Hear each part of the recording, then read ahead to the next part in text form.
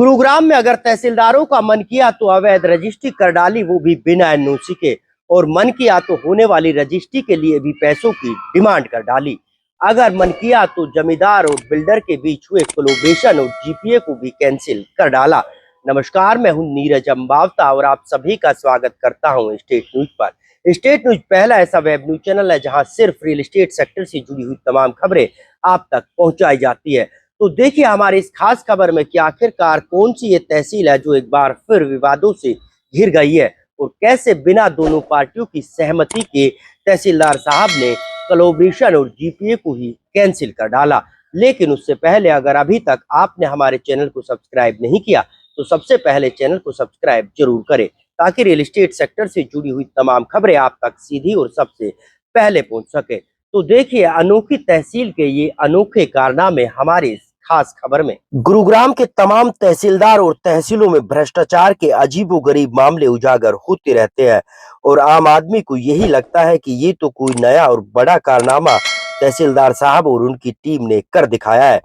दरअसल तहसीलों में अवैध तरीके से रजिस्ट्री का खेल कोई पुराना नहीं है, बल्कि हर तहसील में हर एक तहसीलदार एक आधा ऐसा अनोखा और नायाब काम कर ही जाता है। भले ही बाद में उसके खिलाफ एफआईआर दर्ज हो या फिर उसके खिलाफ विभागीय जांच क्यों ना शुरू हो, लेकिन सोहना तहसील इन दिनों फिर विवादों में आ गई है, क्योंकि सोहना तहसील ने जो कारनामा कर दिखाया है, जिसको देखकर हर किसी तहसील और हर किसी तहसीलदार के साथ उनकी बेहतरीन टीम कभी नहीं कर सकती। दरअसल सोहना तहसील में कोई अवैध रजिस्ट्री या कोई अवैध एग्रीमेंट नहीं, बल्कि जमींदार और बिल्डर के बीच हुए कोलैबोरेशन और जीपीए को ही तहसीलदार साहब ने अपने कैबिन में बैठकर कैंसिल कर दिया, और पुष्टि भी कर डाली कि दोनों पक्षों ने उसके सामने हाजिर होकर अंगूठे और साइन इन्हीं के सामने किए हैं। कागजात चीख चीख कर गवाही दे रहे हैं और कहते हुए नजर आ रहे हैं कि जनाब, ना तो यहाँ बिल्डर के साइन हैं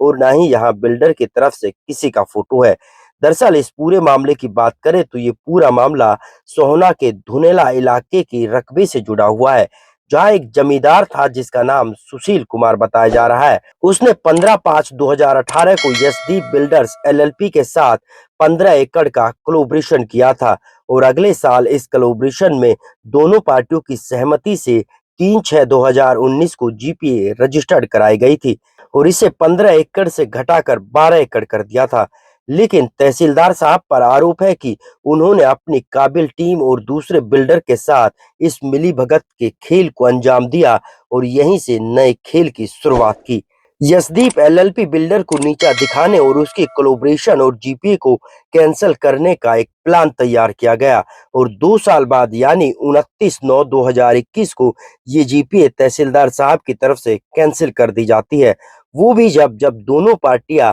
तहसील में पेश नहीं होती, और तहसील को चलाने वाले तत्कालीन तहसीलदार साहब खुद ही टेबल पर बैठकर साइन करते हैं और कहते हैं कि दोनों पार्टी मेरे सामने हाजिर हुई थी और गवाहों ने हस्ताक्षर और अंगूठे मेरे सामने लगाए हैं, जबकि ना तो इसमें बिल्डर की तरफ से कोई मौजूद था और ना ही उसके साइन है, और ना ही फोटो में उसका कोई रिप्रेजेंटेटिव मौजूद था। अब जरा इस लेटर को भी गौर से देखिए, जिसमें यशदीप बिल्डर की तरफ से कोलैबोरेशन कैंसिल होने से 1 महीने पहले अपने रजिस्टर्ड ऑफिस का एड्रेस चेंज किया था, और बकायदा तहसीलदार साहब को इसकी जानकारी दी थी, और 3 लोगों के नाम भी तहसीलदार साहब को बताए गए थे, जो कि 2018-19 में जीपीए और कोलैबोरेशन में अगर कोई बदलाव करना होगा तो उससे पहले इन लोगों को इसकी जानकारी तहसील की तरफ से दी जानी चाहिए। लेकिन तहसीलदार साहब तो उस वक्त तहसील का संचालन कर रहे थे, और उनकी कलम ने जो ठान लिया था वही होना था, भले ही बिल्डर की तरफ से ऐसे 20 कागजात और रिक्वेस्ट लेटर क्यों ना दे दिए गए। महोदय तहसीलदार साहब ने नियमों को ताक पर रखते हुए बड़े कारनामों को अंजाम दे डाला, और अब दूसरे तहसीलदार भी उनके कारनामे को देखकर यही कह रहे हैं, वाह जनाब, आपने जो कारनामा कर दिखाया वो हम सोच भी नहीं सकते थे, वो हम कर भी नहीं सकते थे, और हमें तो पता भी नहीं था कि ऐसा भी कुछ हो सकता है, लेकिन आपने नया कारनामा कर दिखाया। हो सकता है कि आने वाले वक्त में हम में से कोई इस तरह से आपके पदचिन्हों पर चलने की कोशिश करे। इस पूरे मामले में बिल्डर की तरफ से एक शिकायत गुरुग्राम पुलिस को दी गई, जिसके बाद इस पूरे मामले में एफआईआर भी दर्ज की गई, और अब तक 9 लोगों की गिरफ्तारी हो चुके हैं। लेकिन अब ये गाज तहसील पर भी पड़ने लगी है और तहसील में कार्यरत गिरदावर सतबीर राठी सहित कंप्यूटर ऑपरेटर बिशन सिंह को गिरफ्तार कर लिया गया, जिसके बाद अब तत्कालीन तहसीलदार पर भी गिरफ्तारी की तलवार लटकती हुई नजर आ रही है। बहरहाल अब इस पूरे मामले में तहसील से गिरफ्तारियां होनी भी शुरू हो गई है